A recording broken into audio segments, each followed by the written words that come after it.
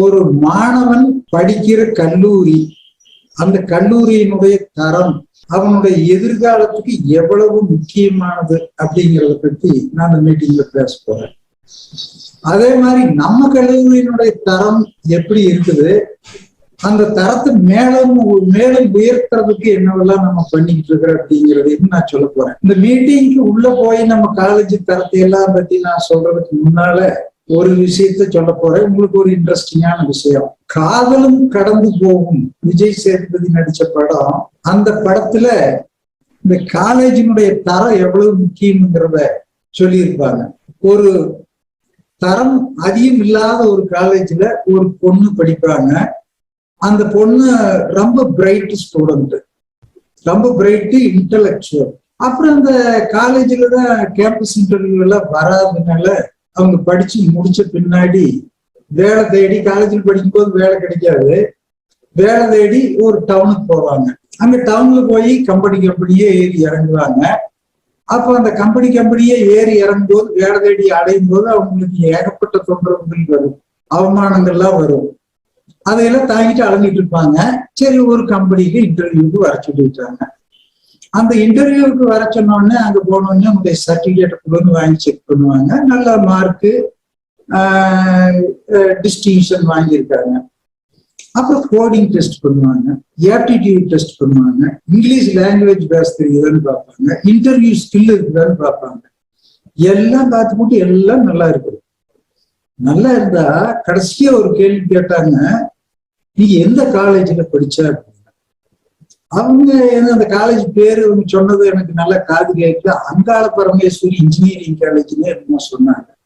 உடனே அந்த இன்டர்வியூ பண்ண 2 பேரும் சொல்றாங்க, இப்ப காலேஜுகள்ல கல்யாண மண்டபம் நடத்துறவங்கள காலேஜா மாத்திடுறாங்க, இது ஒரு மொக்க காலேஜ் அப்படின்னு சொல்லி, உனக்கு வேலை இல்லைன்னு எல்லா ஸ்கில் இருந்து காலேஜ் பேரை சொன்ன உடனே ரிஜெக்ட் பண்ணிட்டாங்க. இந்த பொண்ணு கெஞ்சி பார்த்தது, சார் காலேஜ் பிரபலம் இல்லாத காலேஜுக்கு பிரைட் ஸ்டூடெண்ட் இருக்கிறாங்க, எனக்கு ஒரு ஆப்பர்ச்சுனிட்டி கொடுத்து பாருங்க, நான் என்னுடைய ஸ்கில்ல ப்ரூவ் பண்றேங்க. ஆனா நோ அப்படின்ட்டு விரட்டி அடிச்சிடுவாங்க.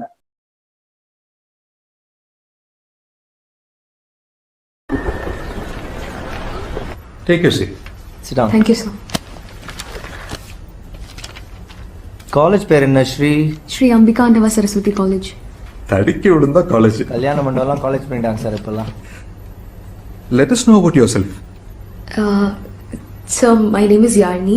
I did my BTech IT from Sri Ambikandava Saraswati College. Okay. What is the meaning of your name? Yarna ஒரு ancient musical instrument, sir. Okay. Is your family into music?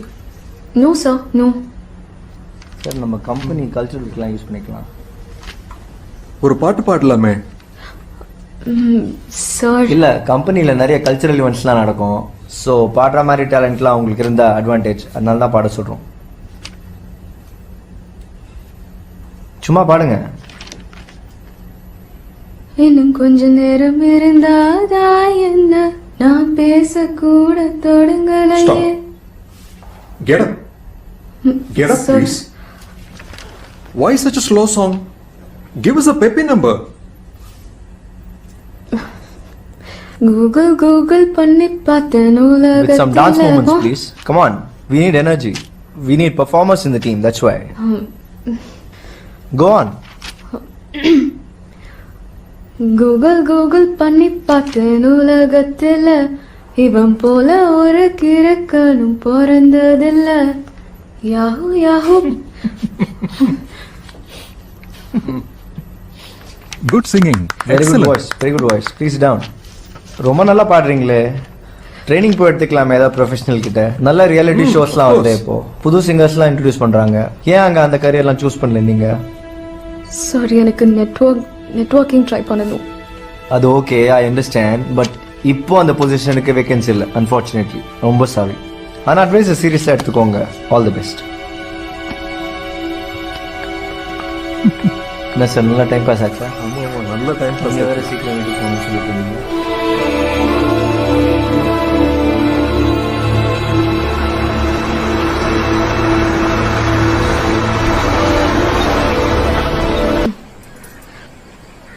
Hello.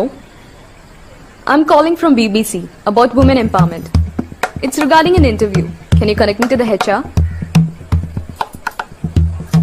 Hello. Yes. Sir, my name is Hello. Varni. This is regarding a BBC interview, right? क्या सोच रही है तू? Yes, sir. This is not the way to speak. எப்படி கால் பண்ணனும்ன்றது முதல்ல தெரிஞ்சுக்கங்க. Educated தானே? Is it the right way to communicate to the company? Do you think you can get a job Please like try this? to learn manners first. This is not the way. I can't do anything. Cut the phone. Sorry, I can't help. I'm sorry. போய் சொன்னீங்களா? ஆமா sir, நான் பிபிசில இருந்து அடிக்கல. நான் வேலை தேடிட்டு இருக்கிற ஒரு சாதாரண பொண்ணு. மன்னிச்சுக்கோங்க. சரிங்க, இதெல்லாம் ஏன் என்கிட்ட சொல்லிட்டு இருக்கீங்க? சார், நான் பாவம், ரொம்ப ரொம்ப பாவம்.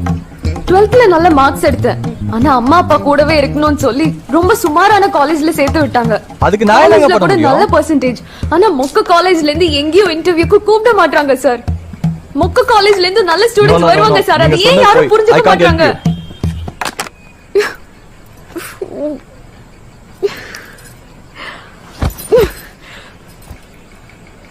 இதை நான் ஏன் சொல்ல வர்றேன்னா, ஒவ்வொரு மாணவர்களுக்கும் மாணவிக்குமே நீங்க செலக்ட் பண்ற காலேஜ் ரொம்ப ரொம்ப முக்கியம். நீங்க காலேஜ் செலக்ட் பண்றது ரொம்ப ரொம்ப முக்கியம். அந்த காலேஜினுடைய தரமும் முக்கியம். அடுத்து நம்ம காலேஜ் எப்படி தரமான காலேஜா தரம் இல்லாத காலேஜா அப்படிங்கிறத பார்க்க வேண்டியது வருது. நம்ம காலேஜ்ல இந்த வருஷம் 4th இயர் படிக்கிற பசங்க உலகத்தில் இருக்கிற எல்லா டாப் எம்என்சி கம்பெனிலையும் பிளேஸ் ஆயிட்டாங்கன்னு உங்களுக்கு தெரியும். எல்லா கம்பெனிகளும் விசிட் பண்ணி டிசிஎஸ், கார்னிசன், கேப்ஜெமினி, சோனி, ஜோவோ எல்லா கம்பெனிகளையும் விசிட் பண்ணிட்டாங்க.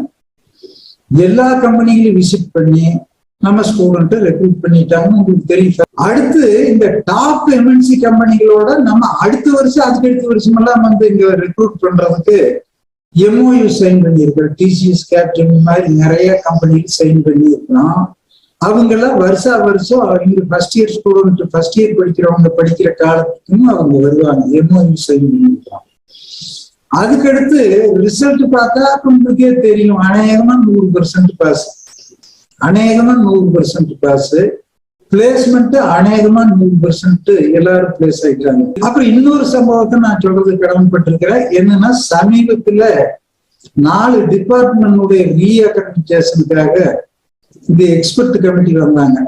இந்த வர்ற கமிட்டிகள் ஏதாவது பாக்குறாங்கன்னா, காலேஜினுடைய ஜெனரல் ஃபெசிலிட்டி பாக்குறாங்க, இன்ஃப்ராஸ்ட்ரக்சரை பாக்குறாங்க, ஸ்டூடெண்ட் பாக்குறாங்க, ஸ்டாஃப் பாக்குறாங்க, டீச்சிங் லேர்னிங் ப்ராசஸ் பாக்குறாங்க, எல்லாத்தையும் பாக்குறாங்க, எல்லாத்துக்கும் இன்டராக்ட் பண்றாங்க. கடைசியா என்ன பண்றாங்கன்னா, எக்ஸிட் மீட்டிங்னு ஒண்ணு நடத்துவாங்க. அந்த மீட்டிங்ல என்ன சொல்லுவாங்கன்னா, அந்த காலேஜில் இருக்கக்கூடிய நல்லது கெட்டது என்னென்ன அம்சங்கள்னு சொல்லுவாங்க. உங்க காலேஜில் எல்லாம் கெட்டதா இருக்குங்க, இதெல்லாம் நீங்க கரெக்ட் பண்ணி இன்னொரு லிஸ்ட் சொல்லுவாங்க, நாங்களே எழுதி வச்சுக்குவோம்.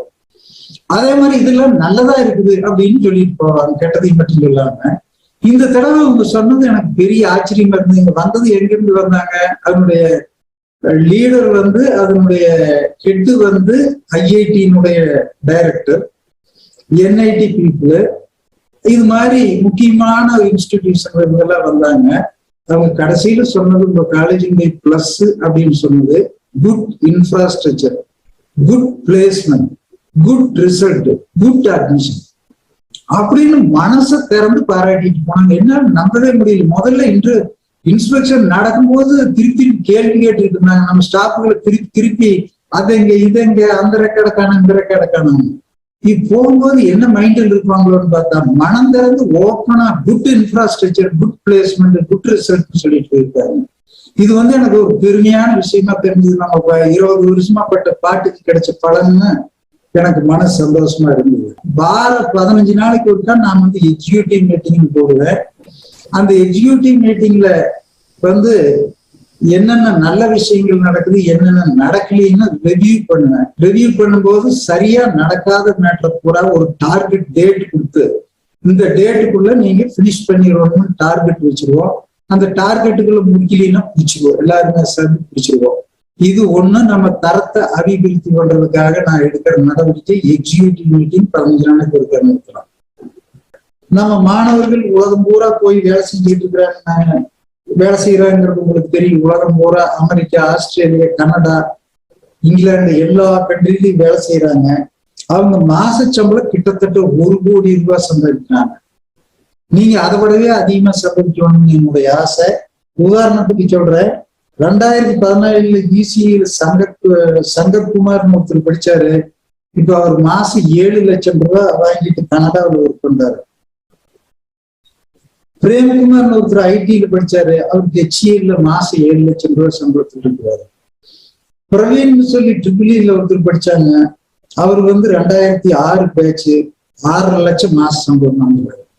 100கணக்கான நம்முடைய முன்னாள் மாணவர்கள் உலகம் பூரா மாசம் 5 லட்சம் 6 லட்சம் 7 லட்சம் இப்படி சம்பளம் வாங்கிட்டு இருக்கிறாங்க. அவங்களுக்கு சம்பளம் மட்டுமல்ல, அவங்க குழந்தைகள் படிக்கிறதுக்கான செலவு, அவங்களுடைய டிரான்ஸ்போர்ட் செலவு, வீட்டு வாடகை, மருத்துவ செலவு இத்தனையும் கம்பெனிகளே கொடுக்குறாங்க. அதுபோக அவங்க பெற்றோர்கள் இந்தியாவில இருந்து அவங்க போய் பார்க்கறதுக்கு பிளைட்ல போறதுக்கு உண்டான சார்ஜும் அவங்களே கொடுக்குறாங்க. ஆக 1 கோடி ரூபாய்க்கு மேல சம்பாதிக்கிற நம்ம முன்னாள் மாணவர்கள் நிறைய பேர் இருக்கிறாங்க. அதனுடைய ஒரு பகுதியை இந்த வருஷம் 4th year மாணவர்கள் 11 ஆஃபர் அதிகபட்சமா வாங்கியிருக்கிறாங்க. 11 ஆஃபர் வாங்கி எல்லா கம்பெனிலையும் பிளேஸ் ஆயிட்டாங்க. உலகத்தில் இருக்கிற டாப் MNC கம்பெனியில பூரா கம்பெனிலையும் ஒரே சமயத்தில் பிளேஸ் ஆயிருக்கிறாங்க. இந்த வருஷம் அதிகபட்ச சம்பளமா 11 லட்சம் ரூபாய் கிடைச்சிருக்கு நம்ம மாணவர்களுக்கு. அதிகபட்சமா 11 லட்சம் கிடைச்சிருக்குது. நிதிஷ்குமார் அப்படிங்கிற student, computer science 4th year student 11 offer வாங்கி கையில் வச்சிருக்கிறாரு. தரணிங்கிற ஸ்டூடெண்ட் 10 ஆஃபர் வாங்கி வச்சிருக்கிறாங்க. மணிசங்கர்ங்கிற ஸ்டூடெண்ட் 10 ஆஃபர் வாங்கி வச்சிருக்கிறாங்க. 1ல இருந்து 10 ஆஃபர் வரைக்கும் வாங்கி எல்லா ஸ்டூடெண்ட்டுமே பிளேஸ் ஆயிட்டாங்க. எல்லா கம்பெனிலையுமே பிளேஸ் ஆயிட்டாங்க. அடுத்து இன்னும் ஒரு விஷயம் சொல்றேன். உங்க வாழ்க்கை ரொம்ப பலமாகவும் நீங்க ஹெல்த்தியாகவும் திடமாகவும் சந்தோஷமாகவும் இருக்கணும்னா வாழ்க்கையில 2-4 விஷயங்களை நீங்களா கடைபிடிக்கணும். 1, நீங்க எல்லாம் உணவு கட்டுப்பாட்டை கடைபிடிங்க. 2, உடற்பயிற்சி பண்ணுங்க. 3, பொறாமப்படாதீங்க. மனசு திடமா வச்சுக்கோங்க. 4, நல்லா தூங்கணும். தூங்கலின்னா வாழ முடியாது. 5வது 1, யூரின் மோசம் போறது சரியா போகலினாலும் மனசை நீண்ட நாள் வாழ முடியாது. இந்த 5ஐயும் கடைபிடிங்க. ஒரு நல்லெண்ணத்தோட வாழ்க்கையில முன்னேறுங்க. விடைபெற்றுகிற ரொம்ப தேங்க்ஸ். வணக்கம்.